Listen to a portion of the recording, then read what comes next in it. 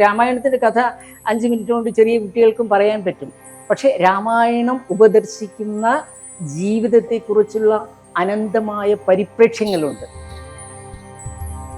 ഇപ്പൊ ധർമ്മസന്ദേശ യാത്ര അത് കാസർഗോഡ് നിന്ന് തുടങ്ങി തിരുവനന്തപുരം വരെ എത്തുന്ന സമയത്ത് എത്രത്തോളം പ്രാധാന്യമുണ്ട് ഇന്നത്തെ കാലത്ത് ഇങ്ങനൊരു യാത്ര നടക്കുന്നുള്ളതാണ്. സദാചാരത്തിന്റെ വിധിയായാലും മദ്യപാനം തുടങ്ങിയിട്ടുള്ള ധാരാളം ജീർണതകൾ നമ്മുടെ സമൂഹത്തിലുണ്ട്. ആ ജീർണതകളിൽ നിന്ന് പുതിയ തലമുറയെ സ്വതന്ത്രമാക്കുക അത് തന്നെയാണ് ഏത് സന്യാസിമാരും ഏത് ശ്രേഷ്ഠന്മാരായ മനുഷ്യരും പറഞ്ഞത് തന്നെയാണ്. ഇപ്പൊ നമ്മൾ പറയാറുണ്ട് ധർമ്മ സംസ്ഥാപനം എന്ന് പറയുന്നത് വിഷ്ണുവിന്റെ ധർമ്മമാണ്. അപ്പൊ ഭഗവാന്മാർക്ക് പോലും ഇത്തരത്തിൽ ധർമ്മം ഉണ്ടായിരുന്നു എന്നുള്ളതാണ്. നാട്ടിലും വീട്ടിലും കൊള്ളാവുന്നതിനായി ഞാൻ വളരണ്ടേ എന്നുള്ള പ്രേരണയെങ്കിലും നമ്മുടെ തലമുറകൾക്ക് കിട്ടേണ്ടതുണ്ട്, ഉള്ളിൽ കിട്ടേണ്ടതുണ്ട്. നമ്മള് പൊതുവെ ചില സമയത്ത് പറയാറുണ്ട് ഇന്ന് ധർമ്മസങ്കടത്തിലാക്കി എന്ന് പറയാറുണ്ട്. എന്ന് വെച്ചാൽ ഏതാണ് ശരിയെന്ന് അറിയാതെ, അല്ലെങ്കിൽ ഏതാണ് ഇതിൽ ധർമ്മം എന്ന് പറയുന്ന ഏതോ കോൺക്രീറ്റ് ആയിട്ടുള്ള മൂർത്തമായ എന്തോ ഒരു സാധനം അല്ല.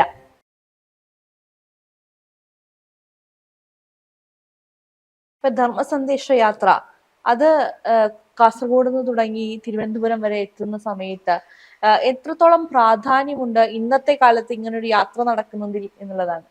അത് തീർച്ചയായിട്ടും വർത്തമാനകാലവുമായി ബന്ധപ്പെടുത്തിയിട്ടാണ് ഈ യാത്ര ആസൂത്രണം ചെയ്തിട്ടുള്ളത്.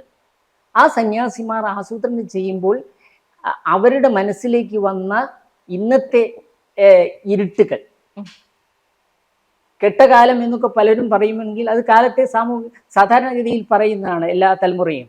അപ്പൊ അതിന് ഉപരിയായിട്ട് നമുക്ക് മൂല്യച്യുതി വന്നിരിക്കുന്നു.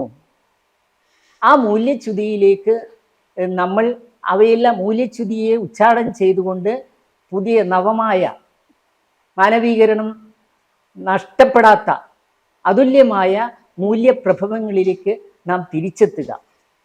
സദാചാരത്തിൻ്റെ വിധിയായാലും മദ്യപാനം തുടങ്ങിയിട്ടുള്ള ധാരാളം ജീർണതകൾ നമ്മുടെ സമൂഹത്തിലുണ്ട്.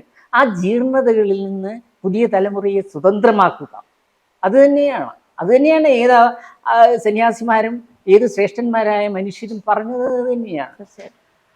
അപ്പൊ നമ്മൾ പറയാറുണ്ട് ധർമ്മം നമ്മെ രക്ഷിക്കും, നമ്മെ നയിക്കുന്നത് ധർമ്മമാണ് എന്ന് പറയാറുണ്ട്. അത് എത്രത്തോളം ശരിയാണ്? ഏതോ ധർമ്മസ്തോ ജയ, എവിടെയാണ് ധർമ്മം അവിടെയാണ് വിജയം. അപ്പൊ ആ തരത്തിലുള്ള മുദ്രാവാക്യം തന്നെയാണ് ചോദിച്ചതുപോലെ ഈ സന്ദേശയാത്രയുടെ ആമുഖമായിട്ട് കൊണ്ടാടിക്കൊണ്ട് അവർ സഞ്ചരിക്കുന്നത്. നമ്മൾ പൊതുവെ ചില സമയത്ത് പറയാറുണ്ട് ഇന്ന് ധർമ്മസങ്കടത്തിലാക്കി എന്ന് പറയാറുണ്ട്. എന്ന് വെച്ചാൽ ഏതാണ് ശരിയെന്ന് അറിയാതെ, അല്ലെങ്കിൽ ഏതാണ് ഇതിൽ ധർമ്മം, അല്ലെങ്കിൽ ചെയ്യുന്നതാണ് ധർമ്മം എന്ന് മനസ്സിലാക്കാൻ പറ്റാത്തൊരവസ്ഥയാണ് ഈ ധർമ്മസങ്കടം എന്നുള്ളത് കൊണ്ട് പലരും ഉദ്ദേശിക്കുന്നത്. ശരിക്കും അങ്ങനെ ഒരു രണ്ട് ധർമ്മങ്ങളൊപ്പം അതിലൊന്ന് അധർമ്മമായി മാറും. തീർച്ചയായിട്ടും അത് വൈയക്തികമാണ്, കാലത്തിന് അനുസരിച്ചുള്ളതാണ്. അപ്പോൾ ധർമ്മം എന്ന് പറയുന്ന ഏതോ കോൺക്രീറ്റ് ആയിട്ടുള്ള മൂർത്തമായ എന്തോ ഒരു സാധനം അല്ല. അമൂർത്തമായ ഇത്തരത്തിലുള്ള മനുഷ്യ സാധാരണമായ പാലിക്കേണ്ട കർത്തവ്യങ്ങളുണ്ട്, ബോധ്യങ്ങളുണ്ട്, അത്തരത്തിലുള്ള ആശയങ്ങളുണ്ട്. അവയെല്ലാം നമ്മൾ നേരിടുന്നത് ധർമാധർമ്മങ്ങൾ വെച്ചിട്ടല്ല, പലപ്പോഴും നമ്മുടെ സങ്കുചിതമായ ഇഷ്ടാനിഷ്ടങ്ങൾ വെച്ചിട്ടാണ് നമ്മൾ തീരുമാനിക്കുക, അല്ലേ? പല കാര്യങ്ങളും അത്തരത്തിലാണ്. നമുക്ക് പെട്ടെന്ന് കിട്ടുന്ന ലാഭം, പെട്ടെന്ന് കിട്ടുന്ന നന്മ എല്ലാം നോക്കിയിട്ട് നമ്മൾ സഞ്ചരിക്കുമ്പോൾ നമ്മൾ ഇതിൻ്റെ നേരെയൊക്കെ കണ്ണടച്ചു പോകും. അതുകൊണ്ട് നമ്മൾ അതിൽ നിന്ന് സ്വതന്ത്രരാകുക എന്നുള്ള രീതിയിലാണ് അവതാരങ്ങൾ എപ്പോഴും പറഞ്ഞിട്ടുള്ളത്. നമ്മൾ പറയാറുണ്ട് ധർമ്മ സംസ്ഥാപനം എന്ന് പറയുന്നത് വിഷ്ണുവിന്റെ ധർമ്മമാണ്. മഹാവിഷ്ണു ഇപ്പൊ ഭഗവാന്മാർക്ക് പോലും ഇത്തരത്തിൽ ധർമ്മം ഉണ്ടായിരുന്നു എന്നുള്ളതാണ്. അപ്പൊ ഒരു വ്യക്തിയുടെ ധർമ്മത്തെ എങ്ങനെയാണ് തിരിച്ചറിയുന്നത്? ഇപ്പൊ ഞാൻ എന്ന വ്യക്തിക്ക് എന്താണ് ഈ ലോകത്ത് ചെയ്തു വെക്കാനുള്ള ധർമ്മം എന്ന് ഞാൻ എങ്ങനെയാണ് തിരിച്ചറിയേണ്ടത്? തീർച്ചയായിട്ടും നമ്മൾ കർത്തവ്യബോധമാണ് നമ്മുടെ ദർശനം. ജീവിതത്തെ നമ്മൾ എങ്ങനെ നോക്കിക്കാണുന്നു എന്നതിനനുസരിച്ച് നമ്മൾ ഒരുക്കൂട്ടിയെടുക്കുന്ന നമ്മുടെ മഹിമകളാണ് നമ്മുടെ ദർശനമായിട്ട് വരുന്നത്. ഞാൻ ഏത് വിധത്തിൽ സഞ്ചരിക്കണം, ജോലിയുടെ കാര്യമല്ലല്ലോ, നമ്മൾ ഏത് വിധത്തിൽ സഞ്ചരിക്കണം ഈ സമൂഹത്തിൽ, നമ്മൾ നമ്മോട് തന്നെ ഏതെല്ലാം ബാധ്യതകളുണ്ട്, കുടുംബത്തിൽ എന്തെല്ലാം ഉണ്ട്, നാട്ടിൽ എന്തെല്ലാം ഉണ്ട്, നാട്ടിലും വീട്ടിനും കൊള്ളാവുന്നതിനായി ഞാൻ വളരണ്ടേ എന്നുള്ള പ്രേരണയെങ്കിലും നമ്മുടെ തലമുറകൾക്ക് കിട്ടേണ്ടതുണ്ട്, ഉള്ളിൽ കിട്ടേണ്ടതുണ്ട്. ഈശ്വരനെ അല്ലെങ്കിൽ ദൈവത്തെ എന്നുള്ള സങ്കല്പത്തിൽ വെച്ച് കഴിഞ്ഞാൽ അവർക്ക് ഇതെല്ലാം അവർ അവതരിക്കുന്നത് അങ്ങനെ പറയുന്നത് ആ സന്ദർഭം അനുസരിച്ചിട്ട് നമുക്ക് നൽകുന്ന സന്ദേശമാണ്. തീർച്ചയായിട്ടും. അതുകൊണ്ട് അവർക്ക് ധർമ്മവും അധർമ്മവും ഇല്ല, രണ്ടും ഒന്ന് തന്നെയാണ്. ധർമാധർമ്മങ്ങളും സ്നേഹവും സ്നേഹശൂന്യതയും എല്ലാം ഒന്ന് തന്നെ, സത്യാസത്യങ്ങളും ഒന്ന് തന്നെ. അത് അതീതം എന്നാണ് പറയുക. അതീതങ്ങളിലാണ് ഇത്തരത്തിലുള്ള സങ്കല്പങ്ങളുണ്ട്. നമ്മുടെ ദൈവസങ്കല്പമൊക്കെ അങ്ങനെയാണ് പോകുന്നത്. അതുകൊണ്ടാണ് സാധാരണ കവികൾ സാധാരണ പ്രകൃതിയെ പോറ്റുമ്പോൾ ടാഗോറൊക്കെ പറയും, ഞാൻ ഇതിൻ്റെ സൗന്ദര്യമൊക്കെ നിങ്ങൾ പറയുന്ന പോലെ അങ്ങനെ ആസ്വദിക്കുകയല്ല. ഇത്തരം സൗന്ദര്യ വിശേഷങ്ങൾ, ലാവണ്യ വിശേഷങ്ങൾ ഇവിടെ പ്രപഞ്ചത്തിൽ ഉണ്ടാക്കി വെച്ച ഒരു കൈയുണ്ട്. ആ കൈയിൻ്റെ ലാവണ്യാതിരേകത്തെയാണ് ഞാൻ വാഴ്ത്തുന്നത്. അതാണ് മിസ്റ്റിക് കവികൾക്ക്, യോഗാത്മകതയിലേക്ക് ചെന്ന് ചേരും നമ്മുടെ ചിന്ത പലപ്പോഴും അതീതങ്ങളിലേക്ക്. അത്തരത്തിലുള്ള കവികൾ ഇന്ന് വളരെ കുറഞ്ഞു പോയിരിക്കുന്നു. നമുക്കുണ്ട്, ഉണ്ടാക്കി വെച്ചതെല്ലാം ഉണ്ട് നമുക്ക്. അത്തൻ പൂന്താനായാലും എഴുത്തച്ഛനായാലും എല്ലാം അക്കിത്തം വരെയുള്ള കവികൾ ഇത് തന്നെയാണ് ചെയ്തത്, ഈ സംസ്കൃതിയെയാണ്. അത്തരത്തിലുള്ള കാര്യങ്ങളിലേക്ക് നമ്മൾ ചെന്നെത്തുന്നില്ല. കവിതയുടെ കാര്യം പരമായ ഇതെല്ലാം കവിതകളായിട്ടാണ്, കാവ്യങ്ങളായിട്ടാണ് നമുക്ക് കിട്ടുന്നത് എല്ലാം. ആ കാവ്യങ്ങളിൽ ഒന്നും മറച്ചു നോക്കാൻ ആരും തയ്യാറാകുന്നില്ല.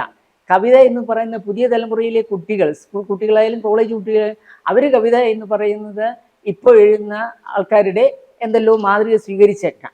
അവർ ചെറുശ്ശേരി അറിയൽ, ചെറുശ്ശേരി എഴുത്തച്ഛൻ, കുഞ്ചൻ നമ്പ്യാർ ഒക്കെ അവർ ഓർമ്മയിൽ നിന്ന് പോയിട്ടുണ്ട്. പിന്നെ ഇക്കാലത്തെ കവിത എന്ന് പറയുന്നത് കവിതയല്ല എന്ന് എല്ലാവർക്കും അറിയാം, പത്രാധിപർക്കും അറിയാം, അത് പ്രസിദ്ധീകരിക്കുന്നു എന്നേ ഉള്ളൂ.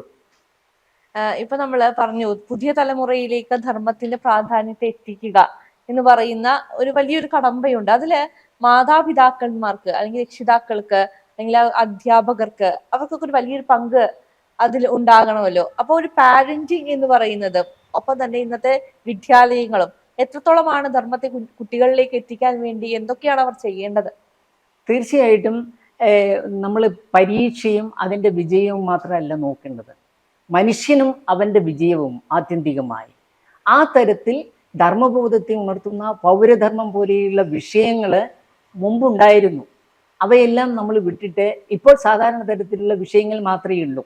അതിന് പഠിപ്പിക്കുകയും ബൈഹാർട്ട് പഠിപ്പിക്കുകയോ അല്ലയോ ആവട്ടെ, ഇതെല്ലാം കൊണ്ട് ആ കുട്ടിക്ക് വിദ്യ എന്താണെന്ന് അറിയുന്നില്ല. യഥാർത്ഥ വിദ്യയും യഥാർത്ഥ അവിദ്യയും ഇടയിൽ കിടന്നിട്ട് അവിദ്യയെ സ്വന്തമാക്കി പോകുന്നു. അതിന് പുതിയ തലമുറയെ നമ്മൾ കുറ്റപ്പെടുത്തിയിട്ട് കാര്യമില്ല.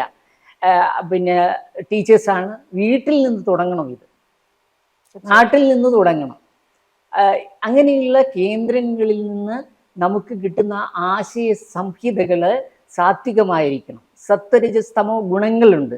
അതിൽ ഈ സത്വഗുണത്തിൻ്റെ അപ്രതിരോധ്യമായ ഒന്നിനെ ആരാധിക്കുക എന്ന് പറയുന്ന ധർമ്മമാണ് ചെറിയ കുഞ്ഞുങ്ങൾ അനുഷ്ഠിക്കേണ്ടത്. അതിന് മാതാപിതാക്കന്മാരും വിദ്യാലയങ്ങളിലെ ഗുരുജനങ്ങളും എല്ലാം ഈ സിലബസ് വിട്ട് കളിക്കണം. അപ്പോഴാണ് മനുഷ്യത്വവും സ്നേഹവും എന്താണെന്ന് അവരറിയുക. അതിലൂടെ സംസ്കൃതി എന്താണെന്ന് അവർ അനുഭവിച്ചറിയും. തീർച്ചയായിട്ടും. ഇപ്പൊ നമ്മൾ നമ്മുടെ ഇതിഹാസങ്ങളും പുരാണങ്ങളും ഒക്കെ എടുക്കുകയാണെങ്കിൽ എല്ലാത്തിലും ധർമ്മത്തെ കുറിച്ച് പറഞ്ഞു വെക്കുന്നുണ്ട്. പക്ഷെ ഒരു കഥയായി അതിനെ വ്യാഖ്യാനിക്കുന്നവരെയാണ് നമുക്ക് കൂടുതലായിട്ട് കാണാൻ സാധിക്കുക. അതിന്റെ ഒരു തത്വത്തെ ഉൾക്കൊണ്ടുകൊണ്ട് ഇപ്പോ രാമൻ എന്ന് പറയുന്ന മര്യാദാ പുരുഷോത്തമനെ കുറിച്ച് പറയുന്ന സമയത്ത് ഇങ്ങനെയൊക്കെ ചെയ്യുന്നതാണ് ധർമ്മം എന്ന് പറയുന്ന ഒരു തത്വമുണ്ട് അതിൻ്റെ ഉള്ളില്. ആ തത്വത്തെ ഉൾക്കൊണ്ട് കുഞ്ഞുങ്ങളിലേക്ക് എത്തിക്കാൻ വേണ്ടിയിട്ടുള്ള കാര്യങ്ങൾ നമ്മൾ ചെയ്യേണ്ടതായിട്ടില്ലേ? തീർച്ചയായിട്ടും നല്ല ചോദ്യമാണിത്. കാരണം എന്താണെന്ന് വെച്ചാൽ നമ്മുടെ ഇതിഹാസ പുരാണങ്ങളെല്ലാം കഥയിലൂടെ വരുന്നത് എന്താണെന്ന് വെച്ചാൽ അത് പറഞ്ഞു കൊടുക്കാവുന്ന ഒരു രീതിയുണ്ട് അതിന്. ആ ശൈലിയിൽ വരുമ്പോഴാണ് ഒന്ന് കഥയായി തീരുന്നത്. തത്വം കഥയായി തീരുക, കവിതയായി തീരുക. അത് പിന്നീട് നമ്മളിലേക്ക് എത്തിക്കുമ്പോൾ, സാധാരണ മനുഷ്യനിലേക്ക് എത്തിക്കുമ്പോൾ അയാളാണ് അത് കവിതയാക്കേണ്ടതും കഥയാക്കി മാറ്റേണ്ടതും.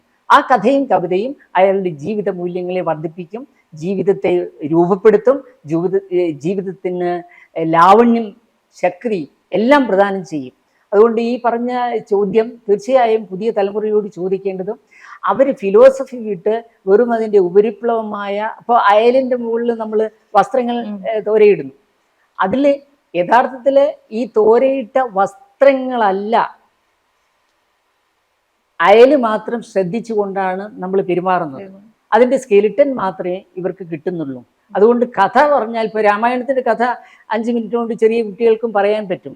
പക്ഷെ രാമായണം ഉപദർശിക്കുന്ന ജീവിതത്തെക്കുറിച്ചുള്ള അനന്തമായ പരിപ്രേക്ഷ്യങ്ങളുണ്ട്, ദർശന വിശേഷങ്ങളുണ്ട്. അവയിലെത്താൻ നമ്മൾ ഓരോ ആളും അല്ലെങ്കിൽ സഹൃദയൻ യഥാർത്ഥത്തിൽ അവൻ്റെ മനസ്സിൽ പാകപ്പെടുത്തുന്ന സംസ്കൃതിക്ക് മാത്രമേ അത് എത്തിപ്പിടിക്കാൻ കഴിയൂ. അതിൻ്റെ ആകാശങ്ങളിലേക്ക്, മഹാകാശങ്ങളിലേക്ക്, പുരാണങ്ങളുടെ ഇതിഹാസങ്ങളുടെയൊക്കെ ആകാശങ്ങളിലേക്ക് എത്തിപ്പെടണമെങ്കിൽ വൈയക്തികമായ നിലയിൽ അയാൾ സംസ്കരിച്ചെടുത്ത ഒരു ഹൃദയം അയാളുടെ കയ്യിലുണ്ടാവും.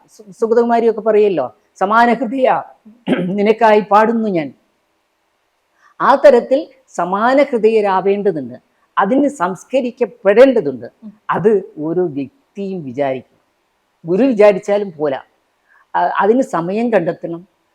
പുതിയ സാമൂഹ്യ മാധ്യമങ്ങളിലോ മറ്റേതെങ്കിലും തരത്തിലുള്ള വിഷയങ്ങളിലോ ഏർപ്പെട്ടു പോയിട്ടായിരിക്കണം നമ്മുടെ ഇത്തരം തലമുറ ഇതൊന്നും ലഭിക്കാതെ ദൗർഭാഗ്യകരമാണ് തീർച്ചയായിട്ടും അങ്ങനെ നടന്നു പോകുന്നു.